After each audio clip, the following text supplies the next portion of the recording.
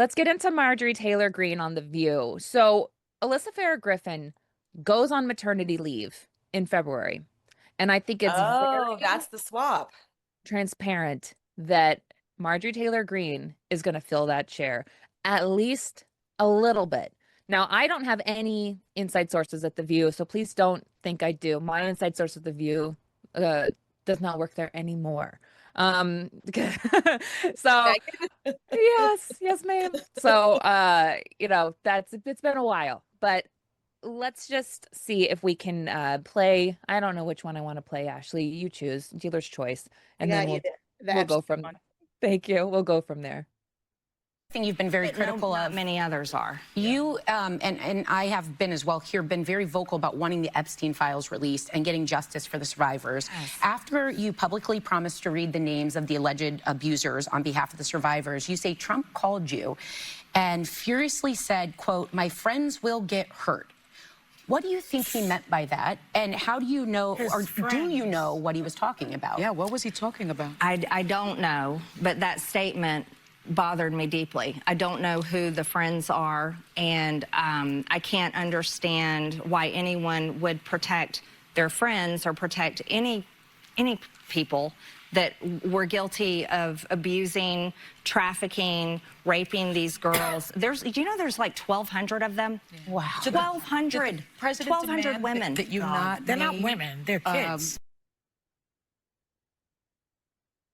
They're kids. So, Marjorie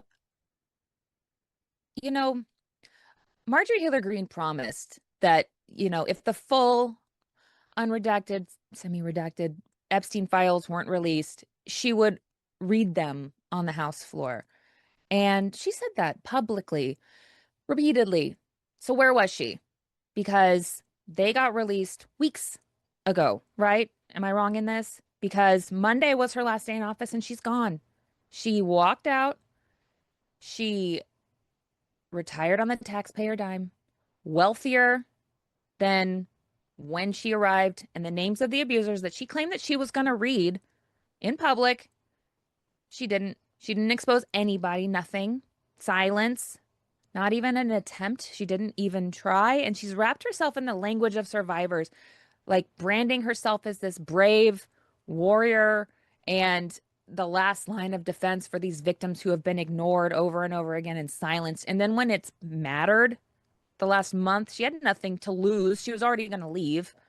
She didn't do anything. So I can't imagine the rage that these survivors are probably feeling, that she took their trauma and their pain and wrapped it around herself for clout and clicks and tried to normalize herself to be like this bridge to some kind of like a public life and her next job as a panelist on The View or whatever she's going to try to do, because she does go on and say she's not running for office. So what is this? Why is she jumping on this show? These survivors have to live with this abuse, the trafficking, the memories, seeing whoever their abusers are continue to live their lives, whoever is still in power and profitable and rich, and getting heckled by Trump and getting bullied by Trump and insulted by him is not a punishment. And it's not a reason to escape public life or office. And she doesn't get the excuse of, oh, it's my safety. This is what you choose when you decide to be in Congress, is you put yourself on the line to protect your constituents, whether that be Epstein survivors or the guy who owns the gas station or whatever it is. And you made a promise to these survivors and you broke it. People have noticed. I think that she's a coward. I think that she's a liar. And I think that she's a grifter. I can't imagine any scenario why anybody would believe her in any kind of forum. I think this makes her a great View panelist. Wow. I think if she got this much of a rise out of you, that's what they want. I mean, this is what we're going to get from Marjorie Taylor Greene. It was very interesting. I think this 2025 for me was this year of like, wait, who is this person? And I'm agreeing with them. Like they're making sense for some reason. I feel so Oh, strange. Like I Tucker know. Carlson says something and he's against Oh, Ted Cruz. And I'm like, then Ted Cruz says something. I'm like, why am I in the upside down? it's Is this, topsy-turvy. this is not okay for me. But I think you're right. Marjorie Taylor Greene needs work. I don't know if you remember, her children's healthcare prices went up for no fault of Hmm. her own. Uh, and But she she needs the called money to Kevin pay for that McCarthy, or healthcare. not Kevin McCarthy. She called him. She called Mike Johnson. Yeah, it's She called him. almost like Congress could have stopped this, but you know what? That's not my beat. Yeah. So I think what are we gonna do? She needs to work. These people, once they're in the attention economy, you gotta get attention all the time, or else you're forgotten about. Nikki, what say you on this I just, rebrand? well, the rebrand, I mean, it's just been fascinating to watch as a reporter. I mean, Yeah. it's, I mean, she came on when we first wrote about Marjorie Taylor Greene. Remember, she was the QAnon congresswoman. She was Yes. Yeah. Lauren Boebert. Oh, And Face I mean, lasers. and I remember oh my God, I had to write the space laser story. And it I'm took so me sorry. hours, because I was like, wait, so she thinks that this laser created this wildfire and it was to basically create a path for like bullet trains in California, if I remember correctly. I mean, it was wild. To then become sort of this like weird, a bit of voice of reason when it comes to certain things that, I mean, are still MAGA. I mean, she's definitely still MAGA. She's arguing that Trump isn't being MAGA when we're talking about something like, Venezuela, or even, the healthcare cost issue. America first means people being able to afford to live in America. And, she, kept on sort of beating that drum. As far as her leaving Congress, I was sort of miffed by that because, I mean, even if you have a tough primary, you can still be in Congress for another whole year. I Hmm. mean, she could say, hey, I'm not going to run again in 2026. And then she would have left office this week next year. So I don't quite get why she did what she did. It seemed like it was a sort of a hurried decision when she was feeling a lot of pressure from Trump. And I feel like she may regret it at some point because, I mean, she is going to have to keep going on The View or, going on podcast and doing her thing if she wants to stay relevant. And I assume that she wants to stay relevant so she can have a political voice going forward.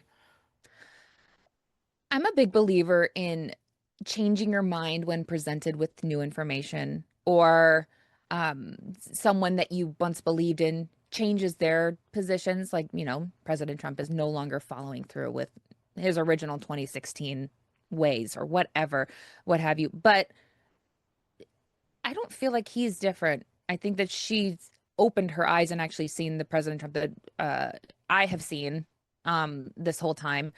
And, Ashley, can we play the other one, the other Marjorie Taylor Greene clip? Because I want to get your guys' thoughts on what she says at the very end, to your point, Nikki, that you were just saying. You should just stay there. Well, I think when it comes down to the president that I helped get elected, the party that I donated to and represented, and having the president turn on me and calling me a traitor for standing with women who were raped as teenagers, and then having no one in the party stand up for me.